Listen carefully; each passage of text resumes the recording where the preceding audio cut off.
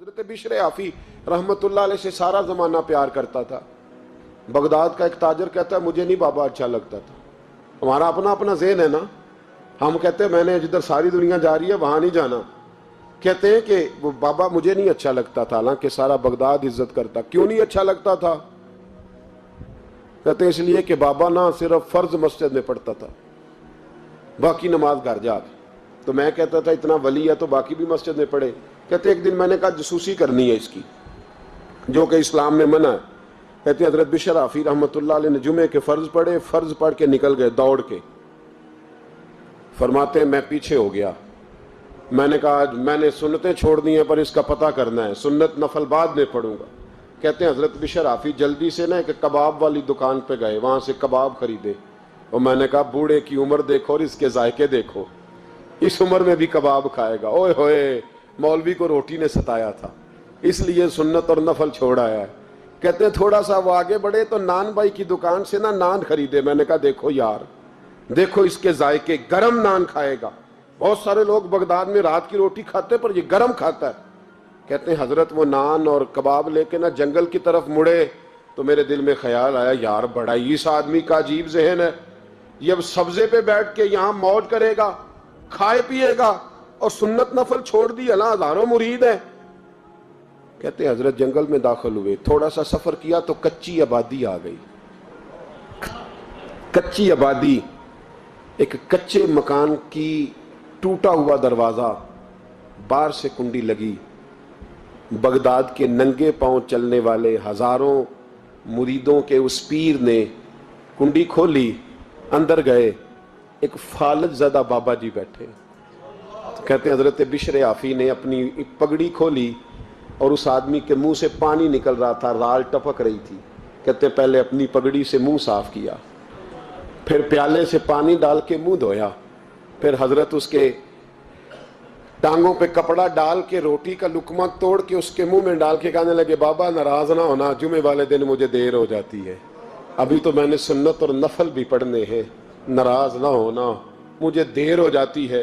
کہتے ہیں وہ بابا رو پڑا اور کہنے لگا بشر یار 14 سال ہو گئے تو روز آتا ہے، 14 سال، یہ ایک صدی کا قصہ ہے، 2-4 برس کی بات نہیں، 14 سال سے تو روز آتا ہے، میں پتہ نہیں کب تک لاش بنے پڑا رہوں گا، تو کب تک آئے گا؟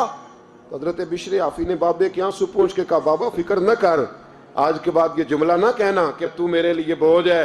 فرمایا لوگ سمجھتے ہیں کہ میں نے عبادت کر کے مقام پایا ہے، لوگ سمجھتے ہیں میں نوافل زیادہ پڑھتا ہوں، دنیا جانتی ہے کہ میری رات کی تسبیح زیادہ مضبوط ہے، پر میں ان میں سے کوئی بات بھی نہیں، میں تو تیری نوکری کرتا ہوں تو اللہ نے میری عزتوں میں اضافہ فرما دیا ہے۔ سوچ ہی صاف نہیں، نظریہ ہی ٹھیک نہیں، فکر ہی ٹھیک نہیں۔ اسلام نظریے کا مذہب ہے، سوچ کا۔ مسند امام احمد بن حنبل کی حدیث سنی، حضرت انس بن مالک فرماتے ہیں جب انسان نے روزہ رکھا ہوتا ہے نا تو روح ویسے ہی پاک ہوتی ہے اس کی۔ میں نے یہ سوچا کہ کچھ باتیں ایسی کی جائیں جس سے تھوڑی سی سوچیں بھی تبدیل ہو، کچھ سوچوں کا وضو، سوچوں کا غسل، افکار و نظریات کی بھی بات ہو۔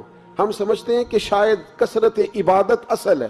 اقبال کہتے ہیں یہ ذکر نیم شبی، یہ مراقبے، یہ سرور، تیری خودی کے اگر نگہباں نہیں تو پھر کچھ بھی نہیں، تیری خودی کے اگر، اور پھر عام چیز نہیں کہا یہ ذکر نیم شبی، سویرے شہری کا ذکر، یہ مراقبہ، یہ جو تو گھنٹوں اللہ کی یاد میں بیٹھا رہتا، یہ سرور، کہتے بے کیف عبادت نہیں سرور والی، یہ ذکر نیم شبی، یہ مراقبے، یہ سرور، تیری خودی کے اگر نگہباں نہیں، اگر تیرے نظریے کو نہیں بدل سکے، تیری سوچ نہیں بدل سکے، تیرا ایمان مضبوط نہیں کر سکے، تیری خودی کے اگر نگہباں نہیں تو پھر کچھ بھی نہیں۔ اور خرد نے کہہ بھی دیا لا الہ الا اللہ تو کیا حاصل، دل و نگاہ، دل و نگاہ، دل و نگاہ اگر مسلمان نہیں تو پھر کچھ بھی نہیں، دل و نگاہ۔ اقبال کہتے ہیں ایک دل کا کلمہ پڑھ، دوسرا نظر کا کلمہ پڑھ، ان پہ پابندی لگا۔ دل و نگاہ اگر مسلمان نہیں تو پھر تو کچھ بھی نہیں، کچھ بھی نہیں۔ حضرت انس بن مالک کہتے ہیں میں حضور کے پاس بیٹھا تھا، حضرت عبداللہ ابن عمر بھی بیٹھے تھے، کوئی بات ہو رہی تھی، ایک حجرے میں بیٹھے تھے، دروازے پہ دستک ہوئی، مسند امام احمد میں حدیث ہے، نبی پاک علیہ السلام نے فرمایا انس دروازہ کھولو، دروازے پہ وہ بندہ ہے جس کو اللہ بغیر حساب کتاب جنت عطا فرمائے گا، وہ بندہ ہے دروازے پہ۔ حضرت انس بن مالک کہتے ہیں میں نے دروازہ کھولا تو بندہ دیکھا، غریب سا ایک انصاری صحابی، اور بندہ بڑا سادہ، وضو تازہ کر کے آیا ہے تو پانی کے قطرے داڑھی سے بہہ رہے ہیں، اور چمڑے کے جوتے اس نے لپیٹ کے نا تو بغل میں چھپائے ہوئے، آ کے اتحیات کی حالت میں بیٹھا، حضور سے دو چار باتیں کی، چلا گیا۔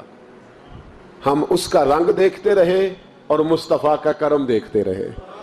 اس کو حضور نے جنتی کہا ہے۔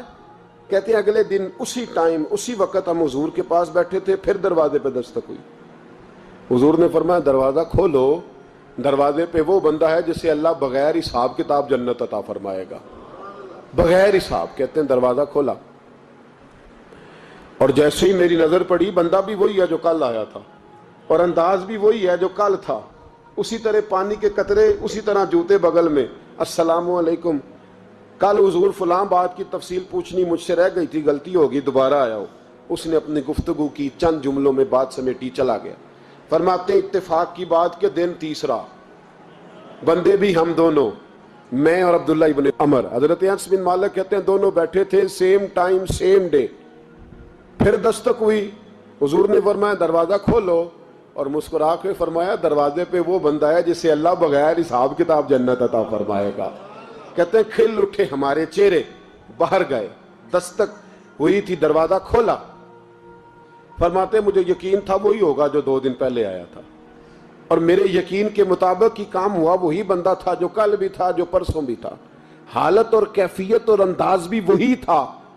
پانی کے قطرے بہ رہے ہیں، اور اس شخص نے جوتے بغل میں دبائے ہوئے خدمت میں حاضر ہوا، بیٹھ گیا، بات چیت کی، چلا گیا۔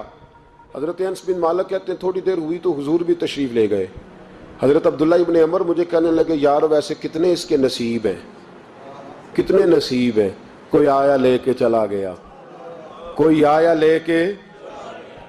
لے کے چلا گیا، کوئی عمر بھر بھی نہ پا سکا، میرے مولا تجھ سے گلہ نہیں، یہ تو اپنا اپنا نصیب ہے، یہ تو اپنا اپنا، اور نہ کسی کے حال پہ طنز کر، نہ کسی کے غم کا مذاق اڑا، وہ جسے چاہیں جیسے نواز دے، یہ مزاج لطف رسول ہے صلی اللہ تعالی علیہ وسلم۔ کہتے ہیں ہم لوگ گفتگو کرنے لگے، عبداللہ ابن عمر مجھ سے کہنے لگے یار ویسے پتہ کرنا چاہیے یہ کون سا عمل کرتا ہے، پتہ کرنا، ایسے ہم نہیں پتہ کرتے کہ یہ بندہ بڑا چمک گیا، پتہ کرو کون سا کاروبار کرتا ہے، ذرا اس کی جاسوسی تو کرو۔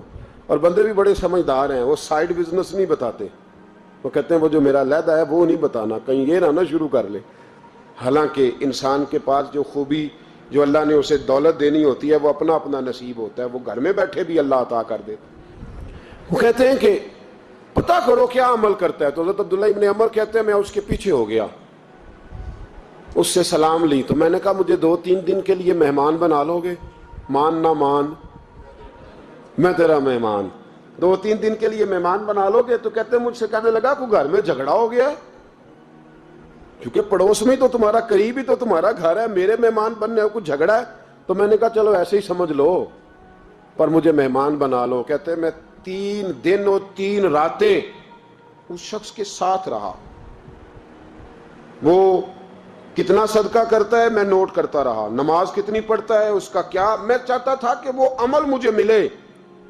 اس کی برکت سے مصطفیٰ نے اسے 3 مرتبہ جنتی فرمایا ہے تاکہ وہ کیفیات مجھے بھی ملیں۔ حضرت عبداللہ ابن عمر کہتے ہیں کہ میں نے کوئی خاص چیز نہیں دیکھی، وہ عشاء پڑھتا تو فجر تک بستر پہ کروٹیں لیتا، اور میں الحمدللہ اٹھ کے تہجد بھی پڑھتا، نوافل بھی پڑھتا۔ کہتے ہیں وہ 1 سپارہ پڑھتا، میں 3 پڑھتا۔ فرماتے اس نے 3 دنوں میں کھجور بھی صدقہ نہیں دی، کہ کھجور بھی، اور میں نے بڑے بڑے غریبوں کی مدد کی۔ میں کہنے لگا کہ عمل تو میرا زیادہ ہے اس سے، پھر خوبی کیا ہے؟ خاص توجہ کرنا، اسلام اور دین کا جو فکری اساس ہمیں صحابہ نے دی۔ حضرت عبداللہ ابن عمر کہتے ہیں میں نے تیسرے دن اسے کہا بھائی اللہ تیرا بھلا کرے، تو نے بڑی خدمت کی، میں نے جانا ہے میرا کوئی جھگڑا نہیں ہوا تھا، میں تو بس تیرا عمل دیکھنے آیا تھا کہ تو عمل کیا کرتا ہے۔ تو وہ صحابی کہتے ہیں مجھے کہنے لگے یار تو میرا عمل دیکھنے آیا تھا، مجھے بتا تو صحیح کیا نے، اور کیوں دیکھنے آیا میرا عمل، تجھے کیا ضرورت پڑی میری جاسوسی کی؟ تو کہتے ہیں مجھ سے جب اس نے سوال کیا تو میں نے اس کو کہا بھائی تو 3 دن آیا ہے نا, ہم بیٹھے ہوئے تھے. کہا ہاں میں آتا رہا ہوں. کہا 3 دن نبی پاک نے فرمایا اللہ تجھے بغیر حساب کتاب جنت عطا فرمائے گا. تو میں چاہتا تھا کہ میں ذرا جاسوسی کروں, ذرا دیکھوں, کھوج لگاؤں کون سا ایسا عمل ہے. آپ بھی ذرا دھیان دیجئے گا, کون سا ایسا عمل ہے. حالانکہ تو عشاء پڑھتا ہے اور اٹھ کے فجر پڑھتا ہے, میں تہجد بھی پڑھتا ہوں, تیرا سپارہ 1 ہے میرے 3 ہے. کون سا ایسا عمل ہے جس کے سبب تجھے جنت ملے گی. کہتے ہیں وہ صحابی کہنے لگے یار کوئی ایسا عمل نہیں, کوئی شے نہیں, میں اس قابل ہی نہیں. من آنم کے من دانم, جو میں ہوں مجھے پتا ہے. کہا پھر کوئی بات تو ہوگی, تیری مہربانی بتا دے, میں نے 3 دن 3 راتیں محنت کی ہیں, بتا دے. کہتے ہیں وہ کہنے لگے اگر تجھے بتاؤں نا تو پھر سن. میں جب رات کو سوتا ہوں تو اپنے دل پہ نظر ڈالتا ہوں, اور سویرے جب اٹھتا ہوں تو پھر اپنے دل پہ نظر ڈالتا ہوں. موبائل پہ نہیں, کنجی پہ نہیں کہ چابیاں کدھر ہیں, بٹوے پہ نہیں. میں رات کو سوتے ہوئے بھی اپنے دل پہ نظر ڈالتا ہوں, سویرے اٹھتے ہوئے بھی میں سب سے پہلے اپنے دل پہ نظر ڈالتا ہوں. فرماتے ہیں الحمدللہ میرے دل میں کسی کا حسد نہیں ہے, کسی کے بارے میں کوئی کینہ نہیں ہے, کوئی کسی کے بارے میں میل نہیں. میں اللہ کے ہر بندے کے بارے میں سوچ, نظریہ, فکر اچھی رکھتا ہوں. اور فرمایا میں تیرے بارے میں بھی عبداللہ یہی سوچتا ہوں کہ تو مجھ سے زیادہ نیک ہے. الحمدللہ اس وقت بھی میرا ذہن یہ ہے کہ انس بن مالک مجھ سے زیادہ پرہیزگار ہے. اس وقت بھی میری سوچ یہ ہے کہ محبوب کے سب صحابہ میں سب سے کمزور میں ہی ہوں. نابد عبداللہ ابن عمر کہتے ہیں میں نے اس کا ہاتھ چوما, میں نے کہا سمجھ آ گئی ہے, تیرا نظریہ, تیری سوچ پکی اور سچی مسلمان ہے. تو دل اور روح کا مسلمان ہے, تو نظر اور روح کا مسلمان ہے. یہ سبب ہے کہ اللہ کے رسول نے زمین پر چلتے ہوئے بھی تجھے 3 دفعہ جنت کی بشارت عطا فرما دی.